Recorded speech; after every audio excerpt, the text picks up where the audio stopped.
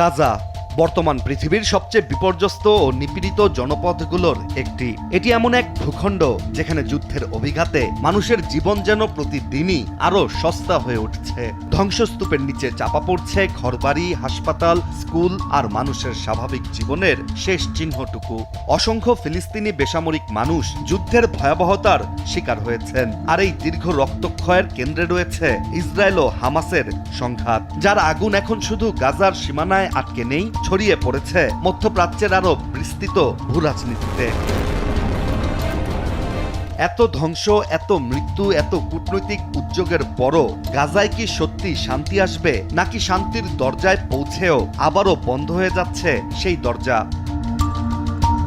বিশ্বের অন্যতম ক্ষমতাধর রাষ্ট্র যুক্তরাষ্ট্রের প্রেসিডেন্ট ডোনাল্ড ট্রাম্পের উদ্যোগে গাজা যুদ্ধের অবসান, হামাসের নিরস্ত্রীকরণ, ইসরায়েলি সেনা প্রত্যাহার এবং পরবর্তী রাজনৈতিক ব্যবস্থার জন্য যে 15 দফা রোডম্যাপ সামনে এসেছিল, সেটি এবার প্রকাশ্যে প্রত্যাখ্যান করেছেন ইসরায়েলের প্রধানমন্ত্রী বেনিয়ামিন নেতানিয়াহু। নেতানিয়াহুর বক্তব্য স্পষ্ট। তিনি জানিয়েছেন, ইসরায়েল 15 দফার এই নথি গ্রহণ করছে না। হামাস পুরোপুরি নিরস্ত্র না হওয়া পর্যন্ত গাজা থেকে ইসরায়েলি সেনাও প্রত্যাহার করা হবে না। অর্থাৎ ট্রাম্পের পরিকল্পনায় যেখানে ধাপে ধাপে শান্তি, নিরস্ত্রীকরণ এবং সেনা প্রত্যাহারের একটি পথ খোঁজা হচ্ছিল, সেখানে ইসরায়েল সরাসরি যুক্তরাষ্ট্রের পরিকল্পনাকে বৃদ্ধাঙ্গুলি দেখিয়েছে। এখানেই তৈরি হয়েছে সবচেয়ে বড় প্রশ্ন, যে যুক্তরাষ্ট্রকে ইসরায়েলের সবচেয়ে ঘনিষ্ঠ কৌশলগত মিত্র হিসেবে দেখা হয়, যে ওয়াশিংটনের রাজনৈতিক, সামরিক ও কূটনৈতিক সমর্থন ইসরায়েলের নিরাপত্তা নীতিতে দীর্ঘদিন ধরে গুরুত্বপূর্ণ ভূমিকা রেখেছে, সেই যুক্তরাষ্ট্রের প্রেসিডেন্টের উদ্যোগকে যদি ইসরায়েলি প্রধানমন্ত্রী প্রকাশ্যেই প্রত্যাখ্যান করেন, তাহলে দুই দেশের সম্পর্কের ভবিষ্যৎ কি?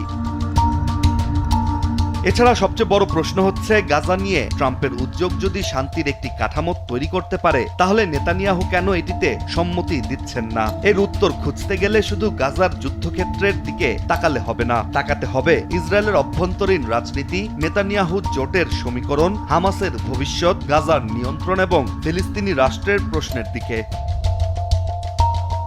ইসরায়েল বলছে হামাস পুরোপুরি অস্ত্র সমর্পণ না করা পর্যন্ত সেনা প্রত্যাহার করবে না, আর হামাস বলছে ইসরায়েলি বাহিনী সরে না যাওয়া পর্যন্ত তারাও পরিকল্পনার পরবর্তী ধাপে আগাবে না। এমন বিপরীতমুখী অবস্থানের পরিণাম দিতে হচ্ছে গাজার সাধারণ মানুষকে। তবে এই পরিস্থিতির মধ্যেই যুক্তরাষ্ট্রের প্রেসিডেন্ট ট্রাম্পের উদ্যোগকে ঘিরে নতুন আশার সৃষ্টি হয়েছিল, কিন্তু সেই আশাও এখন অনিশ্চয়তার মুখে। ওয়াশিংটনের পরিকল্পনার সঙ্গে ইসরায়েলের অবস্থানের এই প্রকাশ্য সংঘাতকে ইতিমধ্যে দুই ঘনিষ্ঠ মিত্রের বিরল মত পার্থক্য হিসেবে দেখা হচ্ছে। বিশ্লেষকদের মতে ট্রাম্পের 15 দফা উদ্যোগ হয়তো শেষ কথা নয়, নেতানিয়াহুর প্রত্যাখ্যানও হয়তো আলোচনার শেষ অধ্যায় নয়। কারণ ওয়াশিংটন, কায়রো, দোহা, আঙ্কারা, জাতিসংঘ সব পক্ষই এখন এই অচলাবস্থা ভাঙতে মরিয়া। ফলে গাজার এই অচলাবস্থা যত দীর্ঘ হবে, ততই ধ্বংসস্তূপের নিচে চাপা পড়বে শান্তির সম্ভাবনা, আর অনিশ্চয়তার অন্ধকারে হারিয়ে যাবে আরো অসংখ্য নিরীহ মানুষের ভবিষ্যৎ। ইশতিয়াক হোসেন, দেশ টিভি।